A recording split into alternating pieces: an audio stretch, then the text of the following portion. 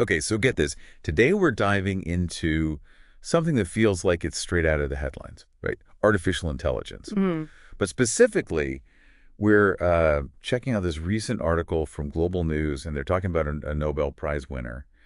And he's basically waving a huge red flag about AI. Yeah. And it's not looking good. Like, we're talking AI taking control, maybe even, surpassing humans. Right. Like becoming smarter than us. Yeah, exactly. Uh, Even making humanity irrelevant. Can you imagine? yeah. And what's really striking about this article is that it's not just some like tech enthusiast making these claims.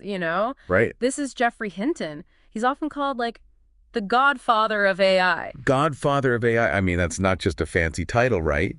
Right. What makes him such a big deal? No, not at all. Hinton actually won a Nobel Prize, and it was for his work on the very foundations of AI. Oh, wow. The stuff we see all around us today, like machine learning, neural networks, all those complex sounding things. Right. It all sounds so, like, futuristic. Right, but these are the very building blocks. Think of it like he laid the groundwork for self-driving cars, even those AI chatbots everyone's going crazy about. Okay, so he's not just some random person. He's like the architect of it all. Exactly. So this is serious then. Yeah. So if he's so worried, what's got him so concerned about AI? What's he saying? So Hinton's been pretty vocal, especially after leaving Google, so he could, speak freely. Oh, yeah. And his biggest fear is that the more we develop AI, the more we risk creating something that becomes too smart, too powerful, Right. to the point where we can't control it anymore. Like we're losing control to our own creation. Exactly. Imagine, like, an AI system designed to manage something super complex, like the power grid, right? Right. And it gets so good, so efficient, that it starts making decisions way too fast, decisions that humans just can't keep up with. Yeah, okay, I've seen that movie and it does not end well for us. Right. And that lack of control, that's what has Hinton really worried. Okay, yeah, I get that. But I mean, come on, isn't that a little sci-fi, like doomsday scenario? Yeah. It might seem that way, I know, but Hinton actually believes this is a real possibility Really? if we don't, proceed carefully. And what's even more kind of complex is that he's not saying AI is going to become evil, like intentionally malicious or something. Right. It's more like it could become so different in the way it thinks, that its goals and our goals as humans, Yeah. they might not line up anymore. We might not even be on the same page. Okay, now that is kind of creepy. So we're talking about AI not sharing our human values, like empathy and stuff. Exactly. And that's a huge concern. So are we saying hit the brakes on all AI research then? Like, is that the solution? Well, it's not really about slamming on the brakes, right? It's more like we need to be super careful about steering this thing. Okay, I like that, steering, not stopping. So where do we even start? How do you steer something as huge as, like, all of AI development? Yeah, that's the million-dollar question. And even Hind admits there's no easy answers, right? Right. Like one of his big points is that AI is changing so fast. It's really hard to predict where it's going to go, even just looking a few years ahead. So you're saying even the experts, they don't really know what's coming next. It's like driving into fog, Yeah. You can see a little bit right in front of you, but Right. beyond that, who knows what's out there. You just got to kind of hope for the best. Exactly. And to kind of show that, Hinton always brings up those language models, the big ones. And you like ChatGPT and all those. Yeah, exactly. Like ChatGPT, those are designed to use language like we do to like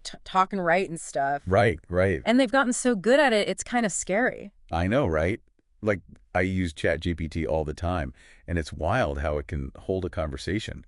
Even write, like, poems and stuff. It's mind-blowing, and that's what makes Hinton nervous, you see. Okay, how so? Well, if we're already this shocked by what AI can do, right? Imagine what's coming next. Things we can't even imagine right now. Exactly. Like, we had no clue this was even possible 10 years ago, so... So what does that even mean for us? Should we all just be freaking out about a robot takeover or something? No, not at all. Like, freaking out doesn't help anyone. Right. Hintz is not saying that. He's saying, wake up. Like, we got to be proactive. We got to do something. Okay, so what can we even do? Well, for one, he's not anti-AI, Right. He thinks AI could be amazing, especially in things like healthcare, which you mentioned earlier. Yeah, right, yeah. Like, imagine AI helping doctors make diagnoses faster. Or Yeah, like, exactly. Or even Yeah. personalizing treatments, that kind of stuff. right, that would be incredible. But how do we make sure that happens? How do we, like, balance the good with the scary stuff? Right, and that's the key, right? Finding that balance. We can't ignore the risks because they're real, Yeah. but we can't just be blinded by them either, We got to be smart about this. So how do we even do that? What can we actually do to make sure AI is developed responsibly? Well, a big part of it is just talking about it openly and honestly. Like, we need everyone, researchers, the government, even regular people to be Hmm. discussing the ethics of this, you know? What values do we want AI to have? Yeah, that's a good question. Right. We got to talk about bias in algorithms, data privacy, how it'll affect jobs. Yeah, all the big stuff. All of it. Yeah. We can't just bury our heads in the sand. It's almost like we need like a global rule book for AI, Yeah, right? Like a user agreement so everyone's on the same page. exactly. Because we're not just talking about some like tech toy here. This is about the future, our future. And future generations, and Exactly. it's a big deal. It is, yeah. It's about building a future where humans and AI can, coexist, where they both thrive. So it's not about being afraid of robots. It's about building a future where we can all work together. Exactly. And that starts with being informed, asking questions like you are now.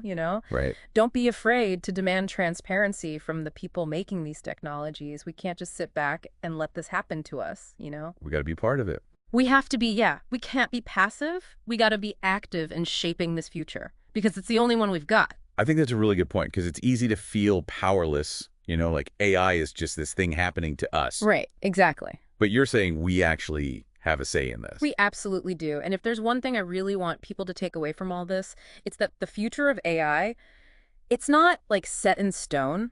No. It's not some, fixed destination that we're just heading towards, helpless to change it. Oh, like We're literally writing the story now, Yeah.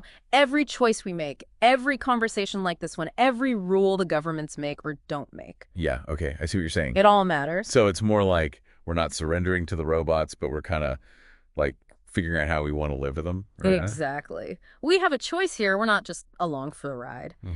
And it starts like you're doing, staying informed, learning about AI, asking the tough question. And don't be shy about, demanding transparency from the companies building this stuff. Like, what are they working on? How's it going to affect us? Yeah, we have a right to know that. We absolutely do. So instead of just being like passive, just consuming AI, we need to be active in shaping what it becomes. 100%.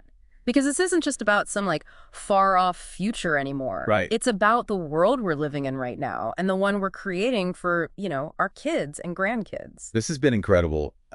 Honestly, I'm feeling, I don't know, a little bit of hope, but also like I got to do something, like it's a responsibility. I think that's the perfect way to feel, honestly. It feels less about like predicting the future and more about like deciding what future we want and then actually making it happen. And if this got you thinking, if you're leaving with more questions than answers, that's a really good thing. Keep learning, keep digging into this, and most importantly, keep asking yourself, what role do I want to play in this whole AI thing? I love that. A huge thank you for like walking us through all this. It's been amazing. My pleasure. It's been great talking to you. And everyone listening, thanks for joining us on this deep dive. Until next time, stay curious.